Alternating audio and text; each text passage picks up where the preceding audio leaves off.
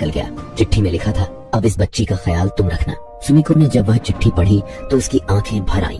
वह समझ गई कि कोइची एक ऐसे मिशन पर जा रहा है जहां से लौटने की उम्मीद बहुत कम थी। मिशन का दिन आ गया। समुद्र में एक खास डिवाइस डाली गई जो गॉडजिला की अपनी दहाड़ की आवाज निकाल रही थी। उस आवाज को सुनकर गॉडजिला टोक्यो की तरफ आने लगा। रास्ते में उसने एक बड़े जहाज को उठाकर फेंक दिया। कोइची अपना फाइटर प्लेन लेकर गॉडजिला के सामने पहुंच गया और उस पर लगातार गोलियां बरसाने लगा।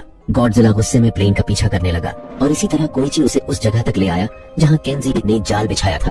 वहां 2 खाली जहाज खड़े थे। गॉडजिला ने उन पर न्यूक्लियर हमला किया जिससे जोरदार धमाका हुआ और उसे भी चोट लगी। इसी बीच केंजी और उसके साथियों ने चुपचाप गैस सिलेंडर गॉडजिला के शरीर के अलग अलग हिस्सों पर केबल से बांध दिए। सिलेंडरों ने उसे खींचकर समुद्र की गहराई में ले जाना शुरू किया, लेकिन गॉडजिला की मौत नहीं हुई। तब केंजी ने दूसरा प्लान चालू किया। सिलेंडरों से जुड़े बड़े बड़े गुब्बारे फुलाए गए ताकि वह अचानक तेजी से ऊपर आए, लेकिन गॉडजिला ने उन गुब्बारों को फोड़ दिया। अब बड़ी क्रेन केबलों से उसे ऊपर खींचा गया। घायल शिरो भी अपनी जहाज लेकर आ गया और मदद में जुट गया। बड़ी मुश्किल से गॉडजिला दोबारा समुद्र से ऊपर आया, बुरी तरह घायल और भयानक क्रोध से भरा हुआ।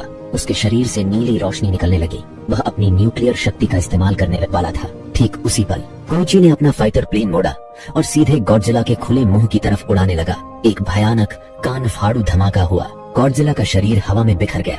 जब धुआं छाटा तो लोगों की आंखें आसमान की तरफ उठ गईं और वहां एक पैराशूट धीरे धीरे नीचे उतर रहा था। ताचिबाना ने पहले ही कोइची की सीट में पैराशूट लगा दिया था, क्योंकि उसने कोइची से कहा था, तुम्हें इस मिशन से जिंदा लौटना है। कोइची जिंदा था। किनारे पर पहुंचते ही सुमिको ने उसे नोरिको की एक चिट्ठी दी। कोइची भागते हुए अस्पताल पहुंचा और वहां नोरिको जिंदा थी। वह बुरी तरह घायल थी, लेकिन जिंदा थी। कोइची उसकी गोद में सिर रखकर रो दिया। वह रोना जो उसने युद्ध के बाद से अंदर दबा रखा था। लेकिन कहानी यहाँ खत्म नहीं होती।